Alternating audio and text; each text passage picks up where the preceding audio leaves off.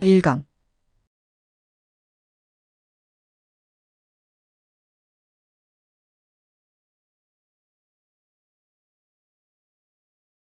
새해는 언제부터야? 2024년 희망찬 갑진년이 밝았습니다. 1월 1일 한 해가 시작되면 어김없이 우리는 이 말을 듣게 됩니다. 2024년은 알겠는데 왜 갑진년이라는 말을 굳이 붙이는 걸까요? 그리고는 용띠 해가 왔다고 용의 특성을 여러 곳에서 나열하거나 용띠 연예인에 대해서 기사를 내기도 합니다.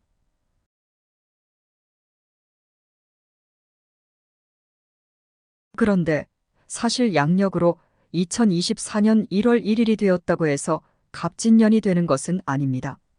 양력 2월 4일이나 5일경에 입춘이 되어야 갑진년의 시작입니다.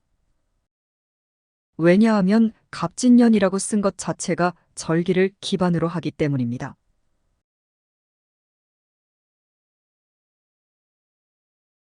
하지만 이렇게 간지로 말해주는 갑진년, 을사년 등은 평상시에는 쓸 일이 없죠. 너는 무슨 띠니? 라고 물을 때 쓰이는 정도랄까요? 대한민국에서 날짜를 구분해서 쓰려면 좀 복잡한데 완전히 양력을 쓰는 것도 아니고 음력만을 쓰는 것도 아니기 때문이죠.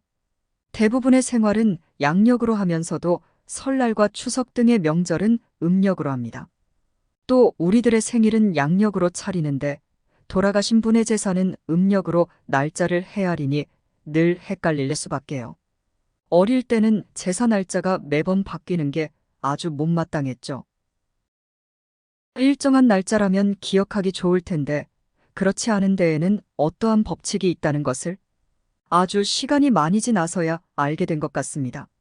제가 이 이야기를 하는 것은 역학에서는 시간을 다른 관점으로 본다는 것을 말하고 싶어서입니다. 시간은 연속성을 지니죠.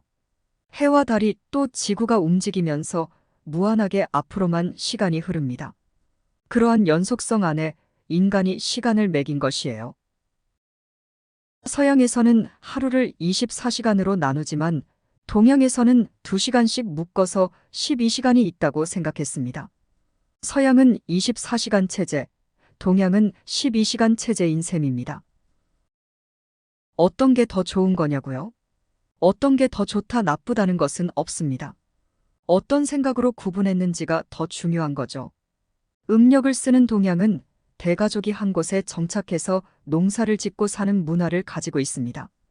농사를 지으려면 적당한 온도와 물이 필요하니 햇빛이 그만큼 중요합니다. 또한 사계절이 있으니 봄에 씨앗을 뿌리고 여름에 성장시키고 가을에 걷어들이고 겨울에는 미리 저장해 두었던 것으로 먹고 사는 문화였던 거죠. 시간으로 치면 새벽부터 나가서 일하고 낮에는 내내 농사를 짓고 저녁에는 들어와 쉬고 밤에는 자는 것을 기본으로 생활을 한 거죠. 이러한 생활을 한 동양인들은 시간을 숫자를 써서 기록한 것이 아니라 간지라는 것을 써서 활용했어요. 만약 1970년 3월 1일 오후 3시에 아이가 태어났다고 합시다. 현재를 살아가는 우리는 1970년 3월 1일 생이에요. 라고 말할 것이고 서기가 한국에 들어오기 전 사람들이라면 경술년 무인월, 경진일 개미시에 아기가 태어났다고 할 거예요. 같은 말 다른 표현인 거죠. 서기는 예수 탄생을 기준으로 하죠. 동양은 예순개의 간지를 가지고 시간을 표현했어요. 앞서 경술년 무인월 경진일 개미시는 요새로 치면 태어난 날을 기록해둔 주민등록번호 앞자리가 되겠죠. 이대로 신고했다면 700301이라는 번호가 될 테니까요. 서양의 24시간 체제에 맞춰 기록한 주민등록번호는 사실 이 사람이 언제 태어났는지, 성별은 무엇이고, 어느 지역에서 태어났다는 출생 당시의 상황을 알려줍니다. 어쩌면 태어난 순서대로 번호를 매겨 통계를 내고 관리를 할 목적으로 생겨난 1차원적 정보가 담긴 번호이죠. 하지만 동양의 시간에 따라 기록해낸 생년월일시, 즉 사주는 큰 의미를 지녀요. 왜냐하면 생년월일시가 아주 많은 정보를 포함하기 때문이에요. 계절과 시간이 녹아 있는 데다가 사람의 인생 전체를 담은 정보이기 때문이죠. 예전 할머니들이 이런 말씀하시죠. 쥐띠면 부지런하겠군. 먹고 사는 데는 지장이 없겠어.